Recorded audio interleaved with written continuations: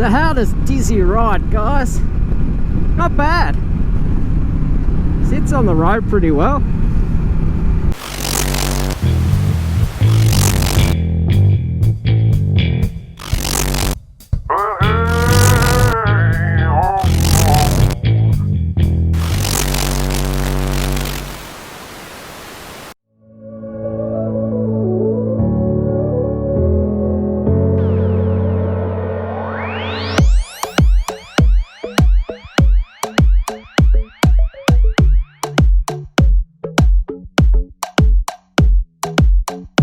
This video is brought to you by the Tasmanian Organic Coffee Co. It's coffee with conscience. Single source, organic, Colombian or Himalayan coffee from Tasmania, Australia. G'day guys! No, it's alright Taz.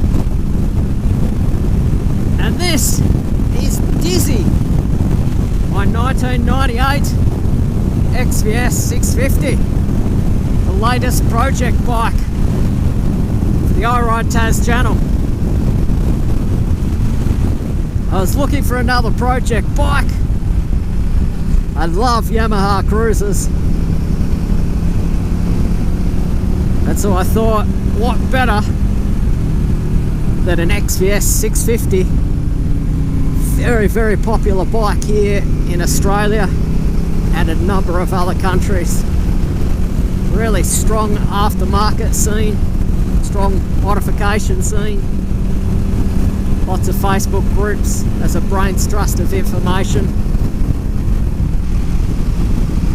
So I'm looking forward to getting into Dizzy and turning him into a Japanese style bobber. That will progress through a number of different phases. In the first phase of videos, I plan on just tuning him. There is a flat spot in the rev range from about 3/4 throttle, and it lags a little bit at the top end. I'm thinking that that's the bike not jetted correctly for the aftermarket pipes that it's got. So I plan on just going through him, working on a few things, taking off this massive screen and all the touring gear, lightening him down,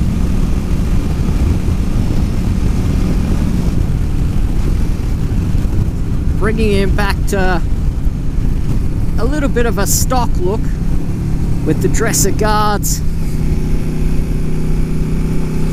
single seat, just a few things like that. In phase 2, it'll be starting the bobber build, but using the stock tank, stock guards, and a few things I've got lying around the house. So it'll be sort of a budget phase of building Dizzy, using what you've got and the tools you've got and your driveway. And then in phase 3, just plan on going to town on him. Not necessarily throwing a bucket load of money at the bike, but just really altering the look and turning it into the bar hopper or the short chop, the bobber that I envisage, and doing a few mods along the way. Where this bike, being a Lance approved, has only got about 40 horsepower. So I plan on doing a few engine and breathing mods just to extract every bit of performance we can out of the bike. Being Lance approved, anyone can ride this bike. Got a torquey engine, doesn't have a real high top end, but it will sit on 120 if you want it to. It'll certainly do the highway speeds in Tasmania, that's for sure. And by taking a lot of the stuff off, a lot of the heavy modifications that have been put on for touring, and taking this big screen that seems to act as a wall into the wind and reduces the bike's top end, we should be able to just get it to hustle along a little bit quicker than what it currently does. So how does the bike handle in its current form? Probably see me going around the corners pretty slowly. That's not because of shoddy tyres. The bike's actually got brand new tyres front and rear on it, and for the price I paid that'd be half the value of the bike anyway. It's just ridiculous that I paid such a little amount for this bike and it's got brand new tyres on it. It's got a 16 front, and I find that makes it a little bit squirrely, particularly on these wet cold mornings. You've just got to watch how quick you go around some of these corners. The extra weight of the screen,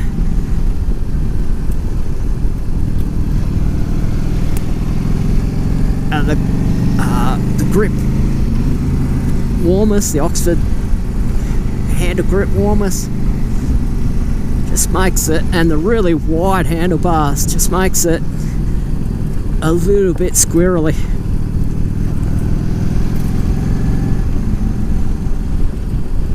The engine itself's torquey, really nice. It might not have a lot of top end, but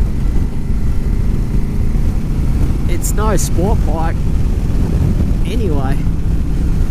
So if you're just cruising between 60 and 100, it just goes really well.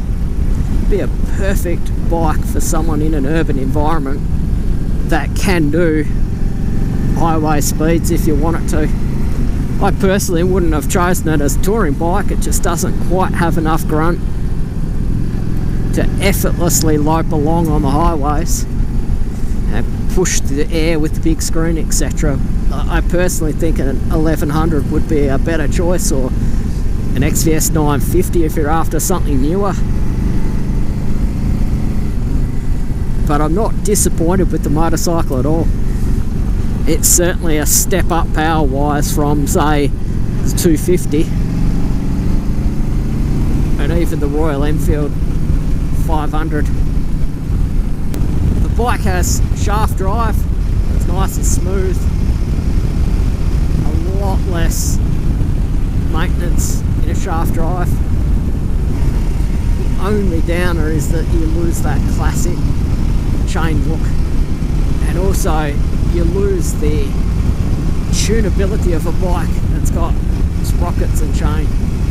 You can't alter the gearing on this motorcycle like I did with Gilby for highway or back roads. You've just got to take what you get. But with that said, it's actually geared pretty well. For these back roads, I'm finding that I'm not constantly looking for another gear, which is interesting. On the highway you probably would, but for these back roads,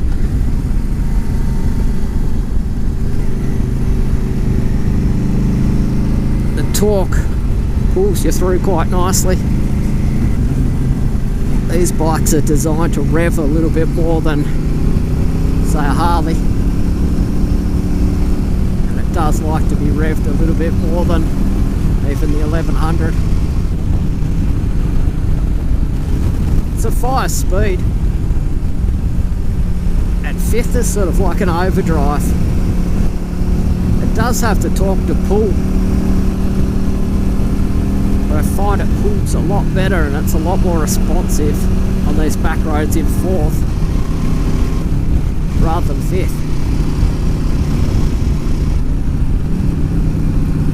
And I like that. I've geared a lot of my bikes so that they behave in that manner. So it's lucky that it behaves like that, because I can't alter it anyway because of the shaft drive.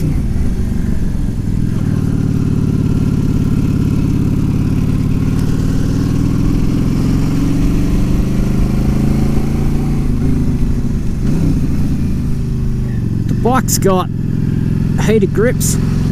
I've never had a bike with heated grips before. And to be real honest, I've actually made fun of people with heated grips. And it's interesting to jump on a bike now on a real chilly, wintry blast that we're getting this week in Tasmania. And I find that the grips are fantastic. They keep you so much warmer. I suppose as you're pumping blood out to your extremity and you're warming that blood at the extremity rather than letting it cool, this seems to keep your whole body a lot warmer. The guy that I bought this bike off has installed a cigarette style plug on the handlebars for a heated jacket that he used to wear while touring. So I might have to look at that option as well. This would be a perfect entry bike into the world of cruisers, particularly if you're a little bit bigger. If you're a school kid or slight and lean, I reckon the XV650 would be a better bike if you've never thrown your leg over a motorcycle. But a lot of people get sick of that bike quite quickly, where this is a motorcycle you could keep in your stable and not, in my opinion, get sick of it that quick. It's no sport bike, but it rides very nicely.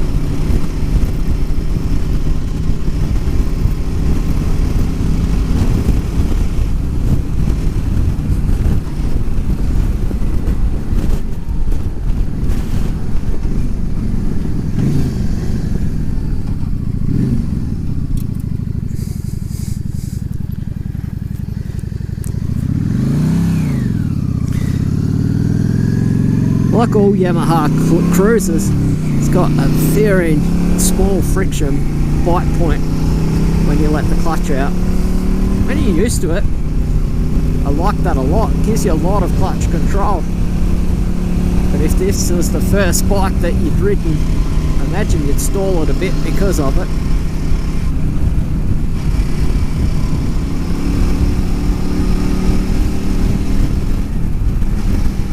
Fantastic motorcycle. Really stoked. Bought this bike sight unseen. Had to get it delivered to my place via courier because of COVID-19 restrictions. Didn't pay a lot for it, so I was willing to take a risk on it, but it's turned up and it's in much better condition than what I was expecting. And with a few hours just spent servicing it, it goes really well. There will be a tinge of guilt as I start chopping up this bike because it is in so much better condition than what I was expecting. But guys, until we start the build videos next time,